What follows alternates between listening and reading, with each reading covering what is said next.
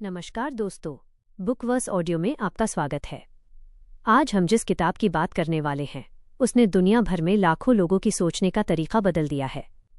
इस किताब का नाम है mindset the new psychology of success, जिसे लिखा है मशहूर मनोवैज्ञानिक डॉक्टर कैरल ड्वेक ने। क्या आपने कभी सोचा है कि कुछ लोग कम टैलेंट होने के बावजूद बहुत सफल क्यों हो जाते हैं, जबकि कुछ बहुत प्रतिभाशाली टैलेंटेड लोग भी पीछे रह जाते हैं? इसका राज सिर्फ उनकी मेहनत में नहीं बल्कि उनके माइंडसेट यानी उनकी सोच में छिपा है। अगले कुछ मिनटों में हम जानेंगे कि अपनी सोच को बदलकर आप अपनी लाइफ को कैसे बदल सकते हैं। तो चलिए शुरू करते हैं। 2 मुख्य विचार, 2 प्रकार के mindset, the core concept. Turn, informative और क्लियर। डॉक्टर कैरल ड्वेक अपने बरसों के रिसर्च के बाद कहती हैं कि इंसान की सफलता या असफलता उसके टैलेंट से नहीं बल्कि उसके माइंडसेट से तय होती है। मुख्य रूप से 2 तरह के माइंडसेट होते हैं। 1. फिक्स्ड माइंडसेट माइनस जड़ सीमित सोच। 2.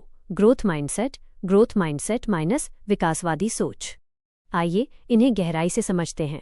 फिक्स्ड माइंडसेट, जिन लोगों का माइंडसेट फिक्स्ड होता है वे मानते हैं कि उनका टैलेंट, उनकी बुद्धि और उनकी क्षमताएं पत्थर की लकीर हैं। उन्हें लगता है कि इंसान या तो होशियार पैदा होता है या नहीं। ऐसे लोग खुद को साबित करने में ज्यादा समय बिताते हैं और नई चुनौतियों से डरते हैं क्योंकि उन्हें फेल होने का डर सताता है। ग्रोथ माइंडसेट, दूसरी तरफ ग्रोथ माइंडसेट वाले लोग मानते हैं कि किसी भी क्षमता या टैलेंट को मेहनत, एफर्ट, सही रणनीति, स्ट्रैटेजी और दूसरों की मदद से विकसित किया जा सकता है। वे मानते हैं कि अभी वे जो हैं वो सिर्फ एक शुरुआत है। वे फेल होने से नहीं डरते बल्कि उससे सीखते हैं। 3. दोनों माइंडसेट में 3 बड़े अंतर, की डिफरेंसेस। टर्न, एनालिटिकल और स्टोरी टेलिंग। चलिए देखते हैं कि ये दोनों माइंडसेट असल जिंदगी में कैसे अलग काम करते हैं। पहला अंतर, मेहनत, एफर्ट को लेकर नजरिया। फिक्स्ड माइंडसेट वाले लोग मेहनत को बुरा मानते हैं। उन्हें लगता है कि अगर मुझे किसी काम के लिए मेहनत करनी पड़ रही है तो शायद मैं उसमें अच्छा नहीं हूं। ग्रोथ माइंडसेट वाले लोग मेहनत को ही सफलता की चाबी मानते हैं। उनके लिए मेहनत ही वो रास्ता है जिससे वे मास्टर बन सकते हैं।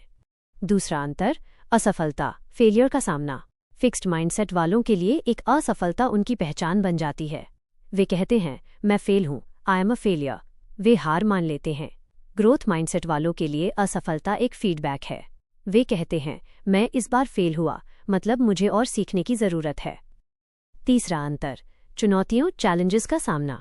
फिक्स्ड माइंडसेट वाले लोग चुनौतियों से भागते हैं ताकि उनकी कमियां न दिख जाएं। ग्रोथ माइंडसेट वाले लोग चुनौतियों को गले लगाते हैं क्योंकि वे जानते हैं कि मुश्किलें ही उन्हें मजबूत बनाएंगी। 4. अभी नहीं की ताकत, the power of yet. Turn, inspiring. इस किताब का सबसे खूबसूरत कॉन्सेप्ट है द पावर ऑफ येट, अभी नहीं की ताकत। जब एक फिक्स्ड माइंडसेट वाला बच्चा फेल होता है तो वो कहता है मैं यह नहीं कर सकता, आई कांट डू इट। लेकिन ग्रोथ माइंडसेट वाला बच्चा कहता है मैं ये अभी नहीं कर सकता, I can't do it yet. ये छोटा सा शब्द अभी, येट, आपके दिमाग को बताता है कि यह अंत नहीं है बल्कि सीखने की प्रक्रिया जारी है। 5. व्यावहारिक उपयोग, practical application. Turn, actionable advice. अब सवाल ये है कि हम इस ग्रोथ माइंडसेट को अपनी जिंदगी, बिजनेस या पेरेंटिंग में कैसे अपनाएं। यहाँ कुछ जरूरी टिप्स हैं। 1. तारीफ सही चीज की करें। अगर आप माता पिता या बॉस हैं तो टैलेंट की तारीफ न करें, जैसे तुम कितने स्मार्ट हो। इसके बजाय मेहनत और प्रोसेस की तारीफ करें, जैसे तुमने इस प्रोजेक्ट पर जो मेहनत की है वो काबिले तारीफ है।